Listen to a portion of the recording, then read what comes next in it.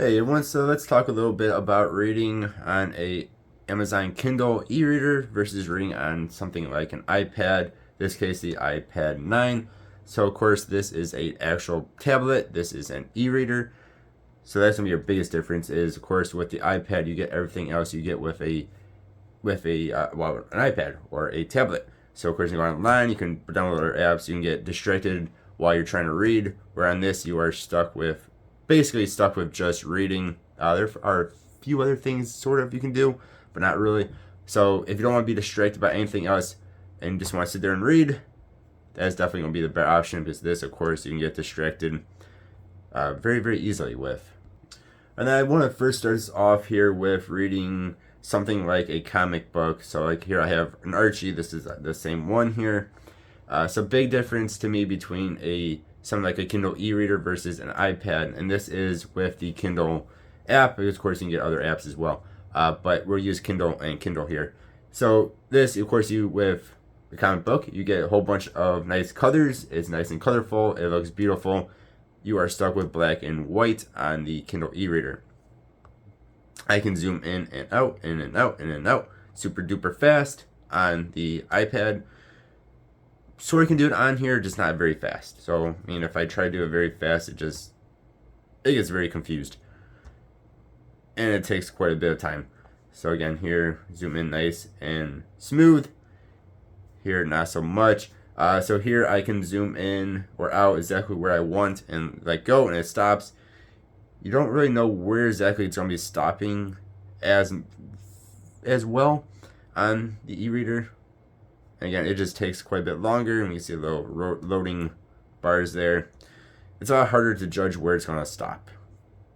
And two, if you for some reason want to zoom in between pages super fast, you can do that on the iPad very, very fast. On here, again, it takes it a moment to realize what you're trying to get to do. Of course, this is e-ink, so every page has to actually refresh. Especially when I go back to the cover of the comic book. So this is a lot slower. And of course, that is going to be with pretty much any tablet versus e-reader. Just the technology that is involved here. Another thing, if I'm on the iPad, I can go into my settings here. So if we go tap anywhere near the top, we hit the double A. And we go to layout, we hit vertical scroll, which is a weird way of saying this. When it's in landscape, turn that off, we will have 2 pages on one screen. Turn that on, we have just 1 page on that screen. So that is kind of interesting. I don't know why they call it that, but yeah, so you have 2 pages or just 1 on here. If you want, one more thing to mention, as you might have noticed here, is the iPad is going to pick up your fingerprints, your smudges, quite a bit more. Like you'll get them all over the screen. You're not going to notice them on the e-reader, nowhere near as much, if at all, really. Where on here, you're probably going to notice them, especially if it's on a darker screen. Like here, I'm going on to the book, and just from this little bit of video, about 3 minutes into this video, hopefully you guys can see it's just a lot more smudged from fingerprints. This you can't tell whatsoever. And of course, easy enough to wipe away with one of these guys. It's not as nice and clean. So going into a book here, if we touch and hold something, we do get some different options here. You have a dictionary. If you download said dictionary, which I can just do this, and it should download pretty quick. And then there we go. We have dictionary if you need to look up a word. Also have Wikipedia, and then we also have a translate as well. You do it English to whatever language, or whatever language to English, or whatever language to whatever language that we want to do.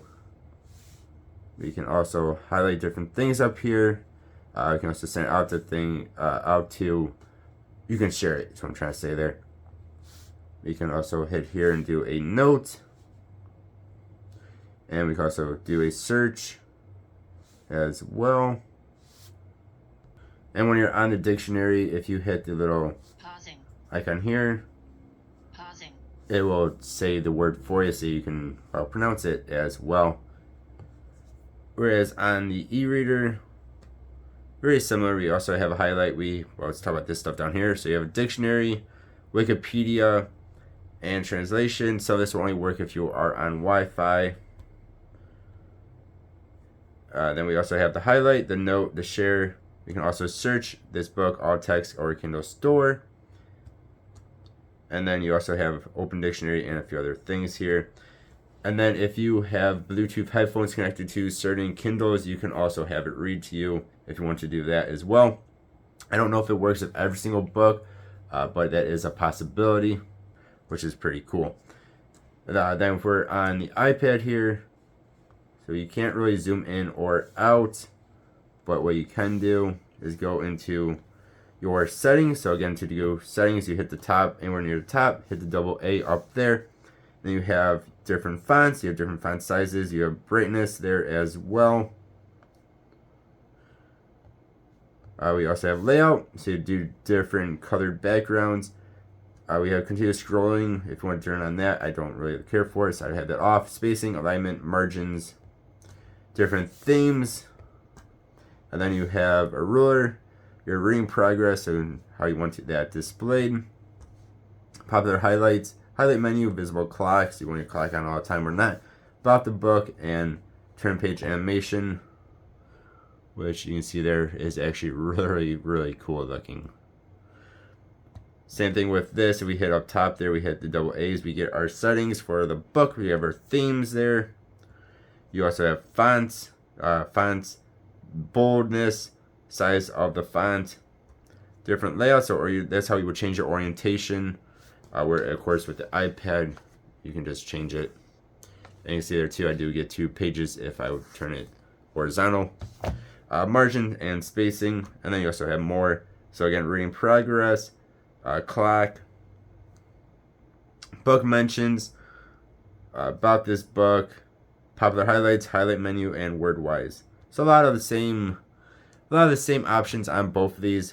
This one will give you again a couple, I think it was 4 different background colors, and then this only gives you basically 2. You either have dark mode on or light mode on, and that will change the background color. Of course, you can do the same thing with your iPad, turn on dark mode or turn it off. So to me, I think it comes down to, if you're going to be reading comics, I would say something like an iPad is going to be better, or manga or whatever you're going to be reading, something with a bunch of pictures in it. As you can zoom in and out, it's colorful, it just looks a lot better to me on the iPad than it does on the e-reader. If you're just going to be reading books, the e-reader might actually be your better option.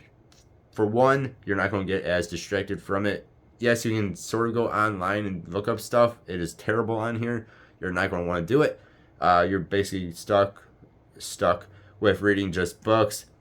So if you're easily distracted like I am, this is probably a better option if you want to sit there and just read and not get distracted. Of course, iPad, you can get very, very distracted. Of course, there's ways of not getting distracted, but a lot more likely to be distracted on here. So if you just want to sit there and just read, I do think this is better. And it's also supposed to be better for your eyes. It's like reading an actual book, so they say. Better for your eyes and not as distractful as something like the iPad. But of course, iPad is awesome. Also awesome for reading books as well. And just you might get a bit more distracted, like I've mentioned 100 times now. But yeah, you all let me know what you think. Thank you all for watching. As always, I appreciate it. Hope you have a good one. I'll see you next time. Goodbye.